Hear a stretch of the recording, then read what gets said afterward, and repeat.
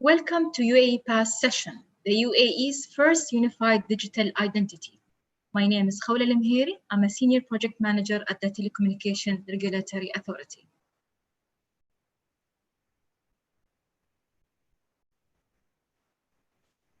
In today's session, we will provide an introduction to the UAE Pass journey, the key features and capabilities of the solution, registration steps and account types, the main two features, which are authentication and digital signature, technical walkthrough on the APIs and integration steps, and last section will be about the project plan, timelines, and next steps.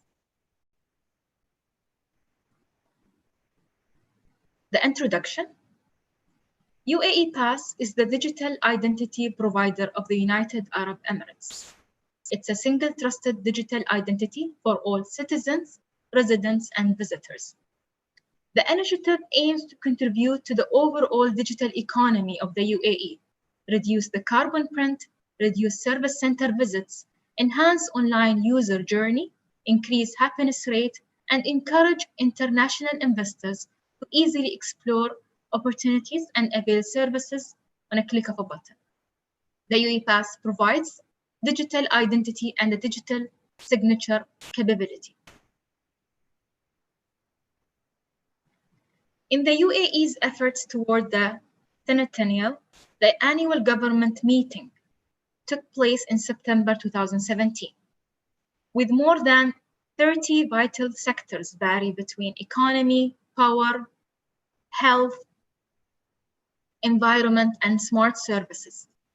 A unified digital identity was a common interest, and a demand to provide a single trusted digital identity for all citizens, residents, and visitors. The annual government meetings provides a platform to work closely with federal and local e-governments, a fruitful collaboration that led to a successful and high adoption and utilization of the UAE Pass.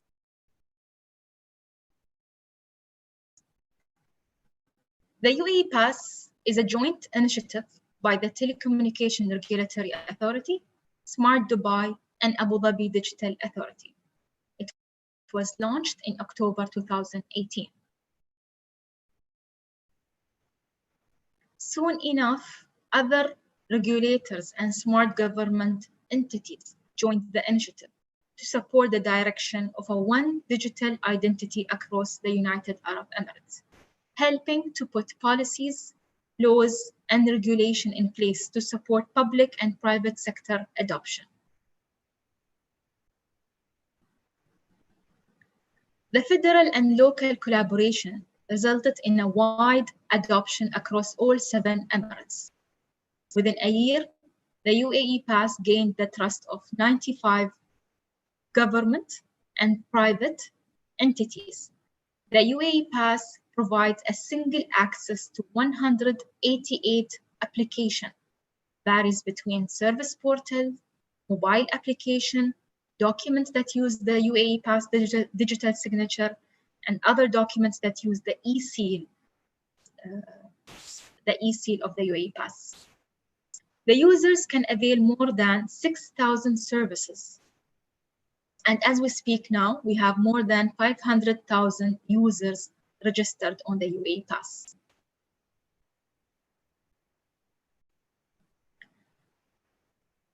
As a UAE Pass, vital sectors has joined the initiative from the telecommunication sector, from the power sector, government, environment, real estate, financial, education, and licensing. In section 2, the UAE Pass features, my colleague Mohammed Jamal will continue the presentation.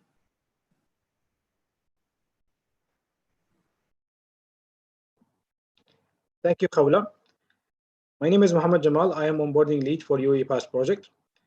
In section 2, we'll be discussing the UAE Pass features.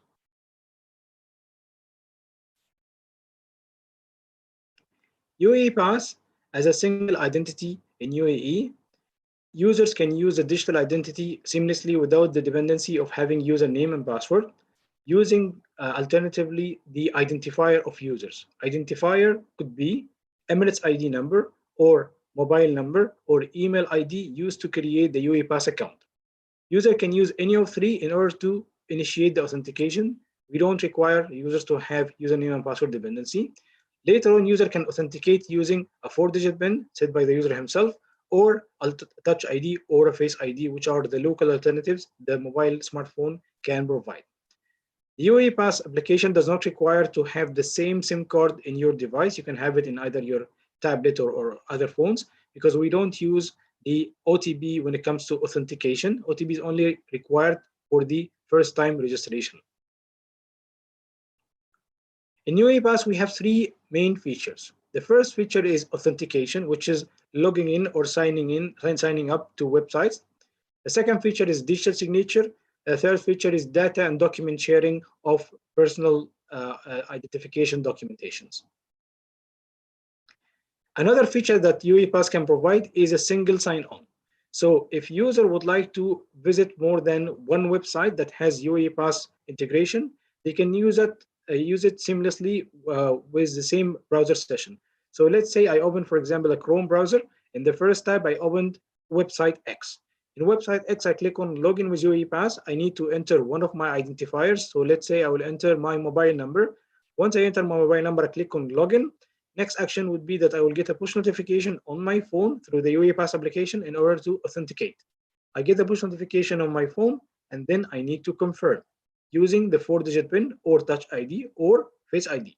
Once I confirm and my first login session to website X is already logged in, I can log into different websites within the next 30 minutes from the same browser session without the need to enter my identifier again or to receive a push notification. So website Y, website Z can be accessed within the same browser session for the next 30 minutes from the first login without the need to re-authenticate each and every time.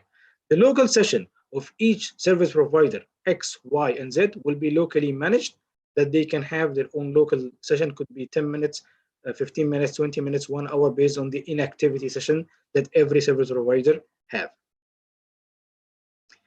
When we discuss also about the security assurance, UAE Pass is built on the National Public Key Infrastructure, National PKI, that is provided by DISC and ICA, and it's built based on the international standards of AIDIS, European Identity and Trust Service Standards. Every user will be issued a digital certificate. The digital certificate will be stored in the public key and private key, which is a hardware security module and the mobile chip itself. Every time the user is trying to authenticate, that certificate's being validated, that the certificate is still active, so user can later on use it to log in at every login attempt.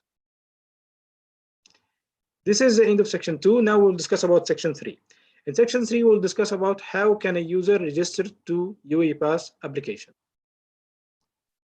In this section, user first need to download the application in order to initiate the process of creating a basic account. So user will be able to download the application either from Google Play or App Store. Once user download the application, user need to carry out the registration process. I will explain in the next slide. So I downloaded the application. So what is the next step? Now, when you download the application, you will find that you have create account or I have an account. I have an account means that you already created the account previously. If this is your first time, so you need to click on create account. And then the application will ask you, do you have your Emirates ID with you or you don't have it? If you have your Emirates ID with you, you click on yes, scan now. The application will open the rear camera so you can scan the backside of the MRZ code that's in your Emirates ID. Once the MRZ code is scanned, then your information will be present in the screen. You can confirm.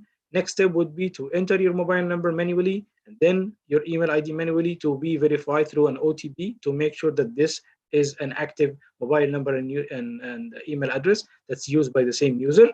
And later on, you can set the 4-digit PIN that you can use it to authenticate later on, or alternatively, later on, you can use Face ID or Touch ID. So this is the first option, that you have the Emirates ID. If you don't have the Emirates ID, alternative option would be that you can enter your first name and your last name. And when you enter your first name and last name, you click on next. You need to enter your mobile number, then your email ID in order to be verified by OTP. So once you do this, Your account will be a basic account, as you can see here in that screen. You can only do limited transactions, which are available for basic account holder only. In order to avail more services from service providers, your account have to be verified. In order to verify your account, you have two options. Option A is that if you have an existing verified account from an identity provider such as SmartPass and or Dubai ID, then you can use one of these accounts to upgrade your account in UAE Pass. Alternatively, user need to visit the UAE Pass kiosk in order to uplift his account through the UAE Pass kiosk directly.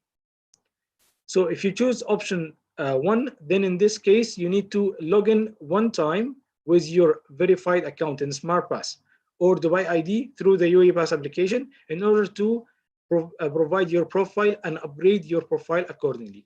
If you did this step successfully, then your account will be verified, and this is the screen that you can see. You'll be having an advanced signature level of advance, but you will not be able to use the data document sharing module, because this is only for the next level, which is the verified through UAE Pass kiosk.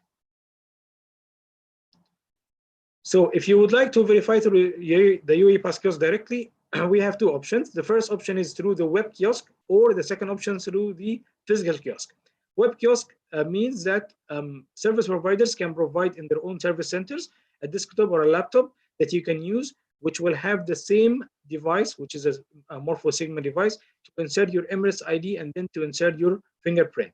Alternatively, you can visit the physical kiosk available throughout the UAE in all Emirates, and you can insert your Emirates ID and then your fingerprint in order to validate your identity. Once your identity is validated either by the web kiosk or the physical kiosk, the next action would be to set the complex password that will be used later on in order to sign documents. If you did all steps correctly, which is inserting your Emirates ID, scanning your fingerprint to verify your identity, next you can enter the complex password in order to use it for digital signature later on, then your account will be verified, your signature will be qualified, and of course you can also use the data document sharing module that's available in UAE Pass. Now, when it comes to the account types, we'll explain in more details in the coming slide what are the difference between each and every account type. So in UAE Pass, we have basic account and we have verified account. If your account is basic, that means that you already downloaded the application, but you did not visit any kiosk, or you did not use the verified account of SmartPass or Dubai ID. In this case, your account will be basic. That means only your mobile number and email address are verified.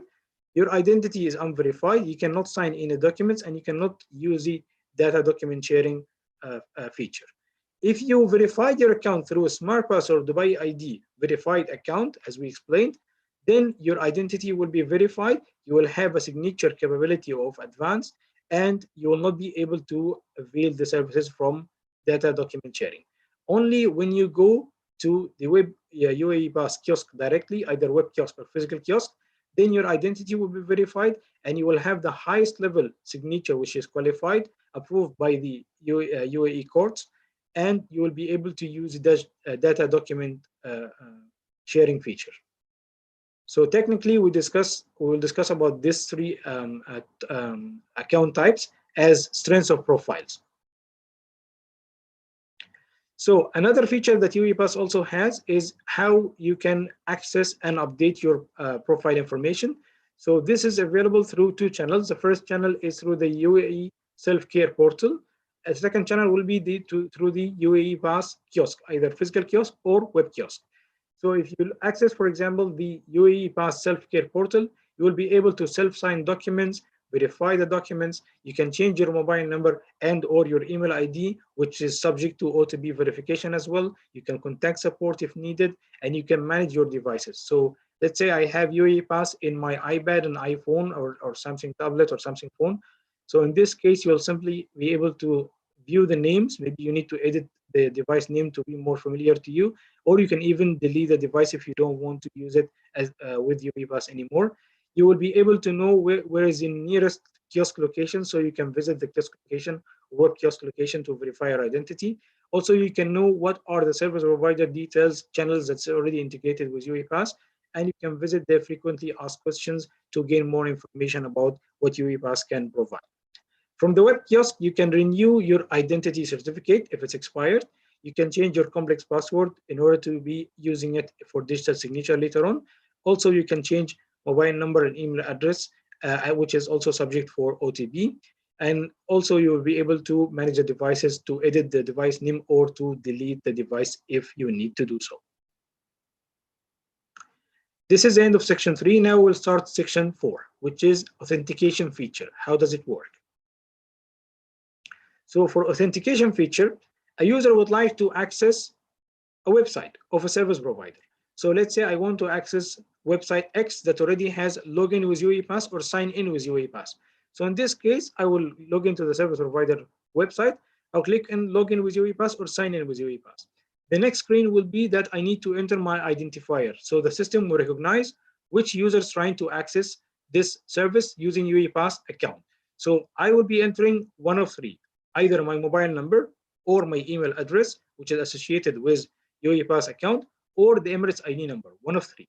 Once I enter, let's say, mobile number or email address, then I'll click on submit. I will get a push notification from the UAE Pass account in my phone itself. So once I open that push notification and I can see that website X is requesting a login, and I know that I have initiated this login attempt, I will confirm, and then I need to enter the 4-digit PIN I already set when I was doing the account.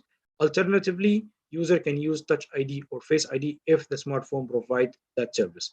Once I confirm, then I will be able to redirect to the main website from the browser itself, logged in or with the next action as per the service provider service catalog will be. If the user would like to use one of the application that's already have the UAE Pass login or sign in buttons, so the user will open the service provider application, and then he'll click on login with UAE Pass or sign in with UAE Pass or sign up with UAE Pass. Then the UAE Pass application will open automatically if it's already installed in the same phone. Then the user will see that the service provider X is trying to request for a login. User will confirm, enter the 4-digit PINs or Touch ID or Face ID. Later on, he will be redirected to the original application he was trying to log into, or application X, logged in or with the next action accordingly from the service provider. Once a user is authenticated, user attributes will be retrieved. Now, user account is two types. The first type is a basic account. The second type is a verified account. So if the user is a basic account, just downloaded the application, did not visit any kiosk for UAE Pass, and did not use or did not have a Smart Pass or a Dubai ID verified account, in this case, the user's profile will be strength of profile 1, SOB1, technically, and the user attributes that will return is only mobile number and email ID, because those are the only attributes verified from Smart Pass. Additionally, user type and UUID will be returned. User type will state that this user type is an SOB1, so later on technically it can be identified that this is basic account and can be offered the specific services provided for this account or no services at all based on the service provider service catalog. UUID is a unique user identifier in UAE Pass used to identify that this is the same user throughout the journey of creating the basic account and verifying the identity and moving to verified account. So UUID will never change, and this is a user identifier that service providers would need to save in order to do account matching and linking, which we will discuss on this presentation later on. If the user account is verified, that means strength of profile is 2 or 3, SOB2 or SOB3. In this case, user attributes will be title, Arabic and English, name, first, last, and full. First, last, and full, it will come Arabic and English, gender, mobile number, email ID, Emirates ID number, and nationality. All of these attributes will come once a user authenticate at every authentication process in order to identify the user and provide the services accordingly. Adding to that, same attributes will come, which is a user type, which will state SOB2 or SOB3. And of course, the same UUID, unique user identifier, also will be retrieved. For portals or websites or mobile applications that already have had or has a Smart Pass integration, the SPUID Smart Pass UUID will be also returned in case the user already have a verified account in Smart Pass, in order to use it as another identifier and linking mechanism only for websites or mobile application that has Smart Pass integration. Okay, so and maybe we require additional attributes in order to create user profile or match user profile. If this attributes is required by a government service, so the next action will be to discuss the extra additional attributes required by the government service bus, a GSP platform, which can provide more attributes, additional attributes using the ICA integration directly. So you'll get the information directly from the source, real lifetime. In case the financial or telecommunication private sector would like to have additional attributes, then this can be done through the data document sharing of UAE Pass. Attributes will be different from the user profile, which could be a UAE national or a resident of UAE. Based on this, a document data sharing can be integrated with that service provider and can be receiving the additional attributes. In this case, please communicate with the UAE Pass onboarding team for extra steps. This is the end of section 4. Now we'll discuss about section 5. In section 5, we'll discuss about digital signature and e-seal features. So in digital signature, let's first discuss what is a prerequisite to have a digital signature. Prerequisite is to have authentication. Without having authentication integration, digital signature will not be available. The reason simply is that you need to authenticate the user in order to allow him to sign on specific document. So the digital signature is simply that I, Muhammad, would like to sign a document without the need to be physically present at the premises of that service provider. Service provider would like to have an authenticated, digitally signed document that they can trust. Digital signature can provide this solution in between the user and that service provider. Digital signature is not the handwritten signature that will be electronic signature. In digital signature, we don't have the signature image of the user. Digital signature will look very much like this, which will have the Emirates ID number, name of the person, and the date and time stamp of the digital signature itself at the time of signing the document. Also, it will have a hash value calculation of the entire document embedded in the certificate itself. So later on, UAE Pass can identify that this is the same user have signed that document and using this specific document without any change, which protect the document from being tampered after being signed. So one of the benefits of having digital signature is that the entire process is fully electronically. There is no need to download, print, and scan documents. It's fully electronic. And the documents can be easily digitally archived from the service provider site once it is signed. It will increase the confidence of the entire journey of authentication and digital signature for public users. So they don't have to visit the premises either to authenticate and log in or even to digitally sign documents. And there is no need to have any manual process or paper-based transactions when you use digital signature. So the user journey will be that once the user authenticated to a website or a mobile application through the same process I've just explained in the previous chapter, so user need to sign a document, which is the second step. So user authenticates and then he needs to sign documents. In this case, user will be prompted to click on sign button in the service provider website or mobile application. If the user have a verified account of SOB3, strengths of profile 3, directly through UAE Pass Kiosk, one of the steps will be that the user need to enter a complex password, which will be entered in the second screen. So a pop-up will show that the user have to enter his own complex password that he have already set at the time of account verification through UAE Pass Kiosk.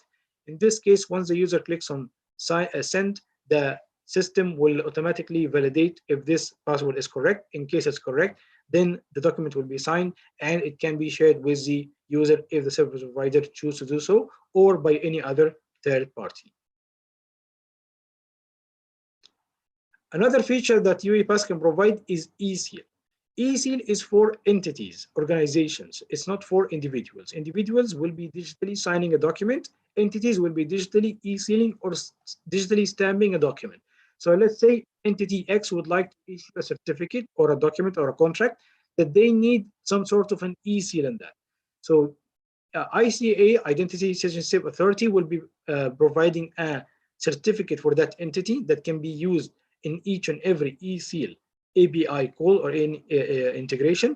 In this case, it will look very much like this. So it will have the stamp image of that entity, and it could have different stamp, finance department, HR department, etc., etc. and this stamp will be printed in the same document along with the digital certificate, which will have the certificate number, date and time, and also updated hash value of the document. So as you can see, if a document will require a first party to digitally sign, a second party to digitally sign, and then fully an e-seal, that's a full digital document signed by all parties and sealed by the entity, which is providing to be a legal document that can be used. Now, when it comes to the legal part, UAE Pass is adhering to the federal law for the year number one of the year, federal law number 1 of the year 2006 on electronic commerce and transactions. That law allows digital signature and authentication to be used by UAE Pass, and entities can use this law internally if they would like to discuss with their legal team and come back with their own inquiries if required. The current law have few exemptions that might not be applicable when it comes to digital signature. Some of these exemptions would be marriage and divorce cases, wills, deeds, negotiable bonds and instruments, buying and selling of properties, notary public attestation, person death cases. So if you have any inquiry about the validity of using digital signature, if you fall into some of these exemptions, you can reach to UAE Pass Onboarding team, and we can connect you through the legal advisor of UAE Pass. This is the end of section 5. Now we'll discuss in section 6 about the technical API walkthrough. So now we'll discuss how you can technically integrate with UAE Pass.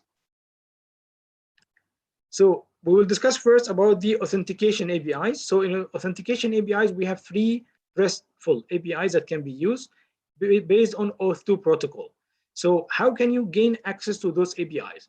First, as part of the onboarding process, the entity have to provide documentation of the use case, questionnaire, and use case flow. This will be subject of review and internal approval of UAE Pass management. Once the use case is approved, entity will be provided by a client credential, client ID, and client secret that they can use it while calling the APIs in stage until they finish their entire development journey. So in this case, you will not be able to call the APIs unless you are provided the client credentials. Now, the APIs are accessible over the internet. 3 APIs are get access code, the first one. Second one will be get access token. Third one will be to get the user information. So the flow will be a user is trying to authenticate to a website. So he will click on login or sign in or sign up with UAE Pass. So once the user clicks on sign in or sign up or log into UAE Pass, entity have to call the first API, which is the get access token API. At this point, user have to enter his identifier, which is either mobile number, email address, or Emirates ID number. Once the user click on submit, user will get a push notification on his phone in order to authenticate. If the user successfully authenticate, then once the confirmation is provided, the access code will be returned in the URL for the entity to use in order to call the second API. So this is the first API, which is get access code. Once the access code is obtained, by the access code, you need to push the access code in the second API in order to get the access token within 10 seconds. So the URL will have a return URL, which have the access code. You take the access code and then you push it to the second API to get the access token. Once you get the access token, it will be valid for 10 minutes in order to call the third and last API, which is the get user information, which are up to 18 attributes based on the attributes I've just discussed. Once the user is authenticated and he's using the services, at some point user will be logging out. I'm sorry, will be logged out. So once the user is voluntarily clicking on log out, or the session itself there is no active, it's not an active session, so the session need to be ended. Service providers need to call the logout URL provided in the toolkit in order to end the user session from UAE Pass end as well. Now, once a user is logged in, there is activities of account linking need to be carried out in order to make sure that the same user exists and account can be linked, or to create a new account. So I will explain in details in this case. So the user clicks on log in, sign up with UAE Pass.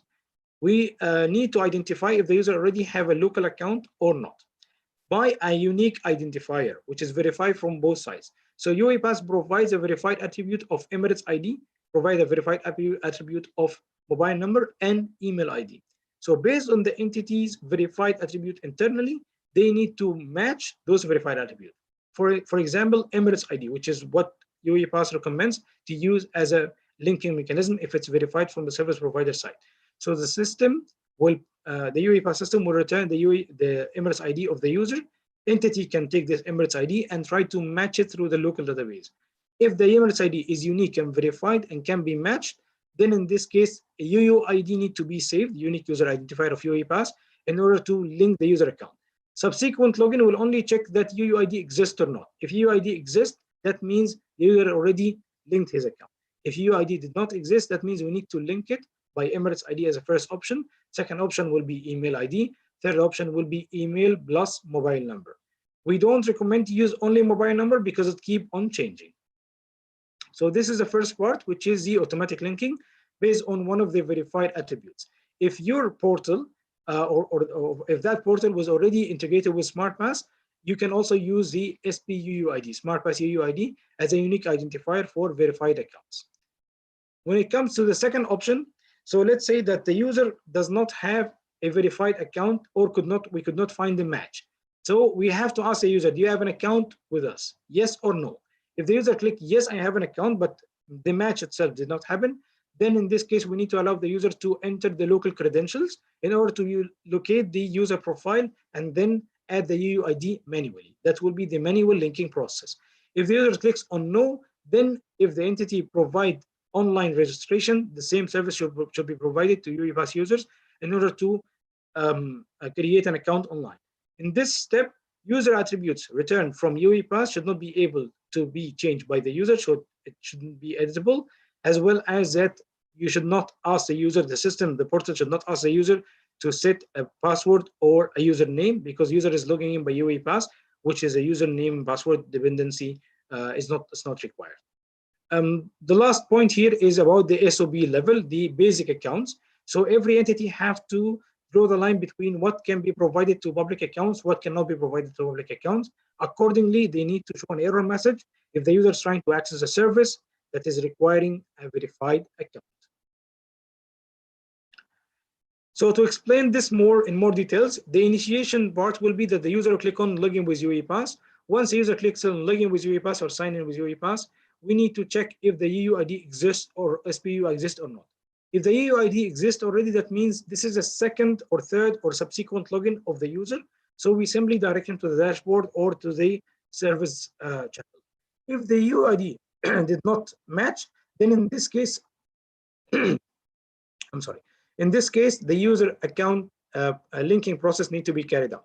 So the service provider needs to try to match the automatic linking process by the verified Emirates ID number, verified email address, and or verified mobile number. Based on this verification matrix I just explained, UUID need to be saved. If the automatic linking failed and we couldn't find a match, next action would be to ask the user, do you have an account with us, yes or no? If the user clicks here, yes, I have an account, then the next action will be to ask the user to log in locally by the local credentials. And then once the user record is located, we will add the UUID. If the user clicks on no, that means user is saying, I don't have an account. This is my first time. If the service provider allows the user to register online, the same service should be provided without asking the user to enter username and password, and without allowing the user to edit any attribute returned by UAE Pass. So this is the technical part when it comes to authentication. Now we'll discuss about the digital signature API walkthrough.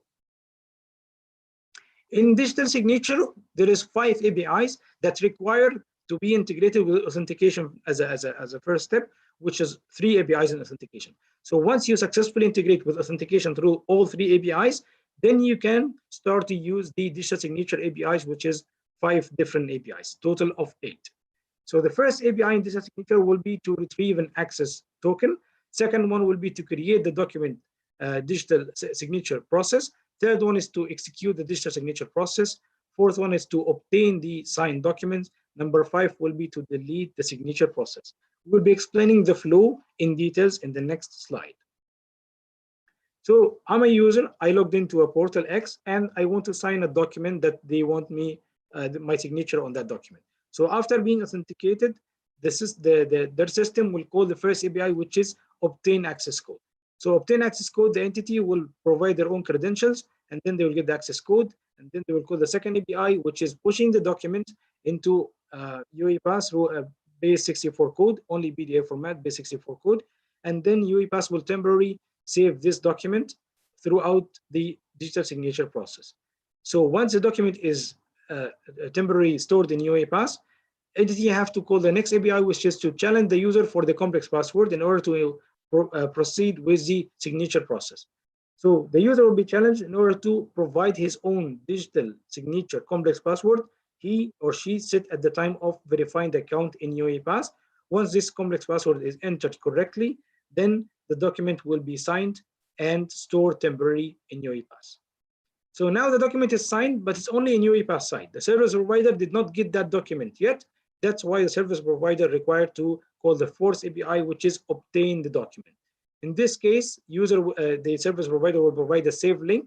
So UAE Pass will be pushing that document to the service provider save link. And now in this time, for the next 15 minutes, the service provider have the document signed, and also UAE Pass has a document signed temporarily for the next 15 minutes. Entities will require to call the fifth and final API, which is the delete the signature process and the signed temporary saved document in UAE Pass side. So once they do that, the digitally signed document in UAE Pass will be removed, and only the final and signed version will be in service provider channel. In case the entity did not delete this last 5 API, after every 15 minutes, the system will delete any undeleted document by itself. UAE Pass did not save any documents, only the entity will have the final signed document. Another service that UAE Pass is providing is to verify a digitally signed document or e-seal document. So let's say I went through all of this process.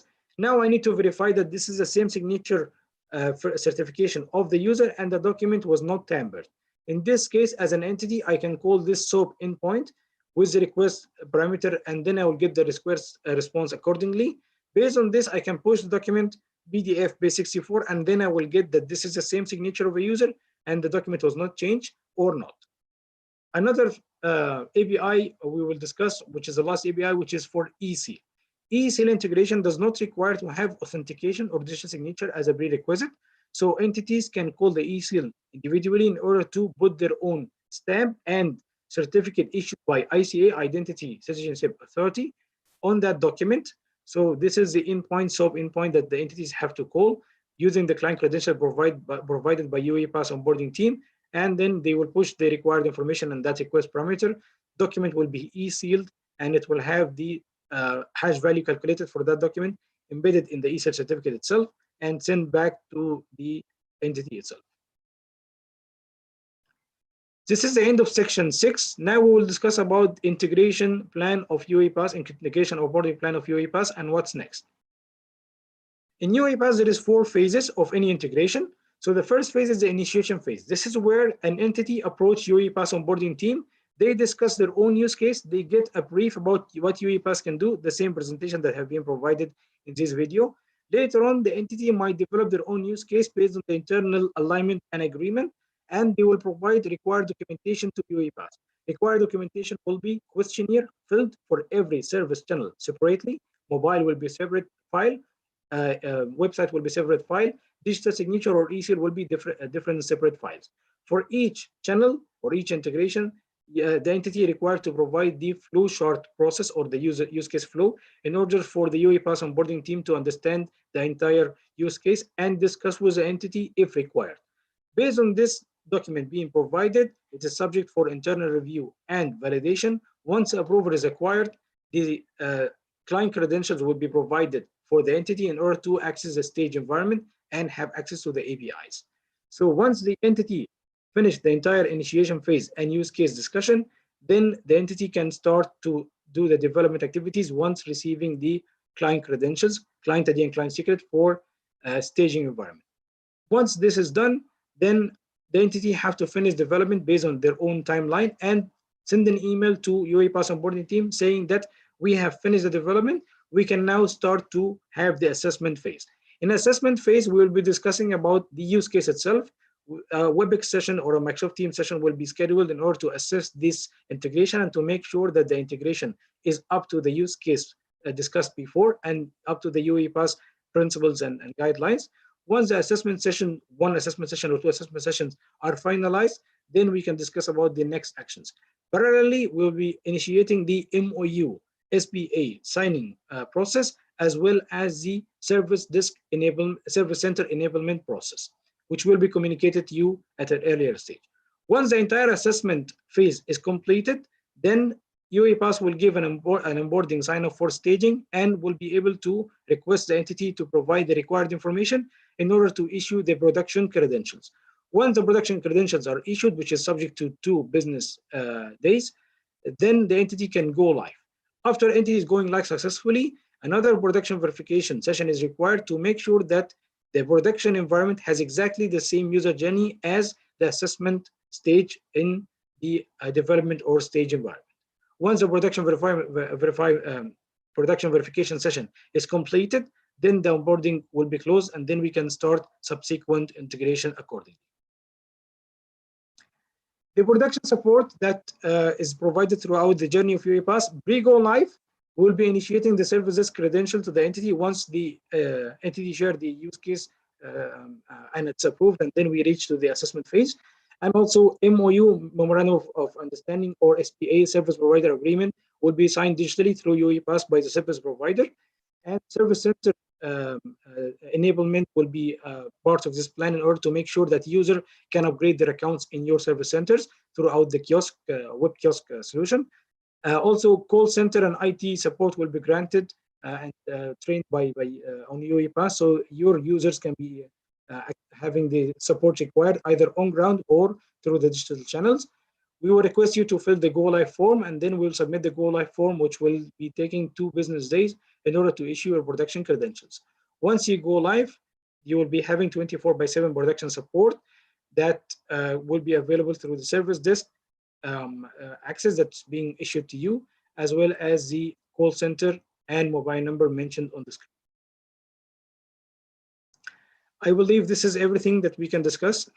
Thank you so much for listening to this, watching this video. If you have any question, please drop an email to UAE Pass onboarding team. We'll be more than happy to entertain your request. Thank you so much.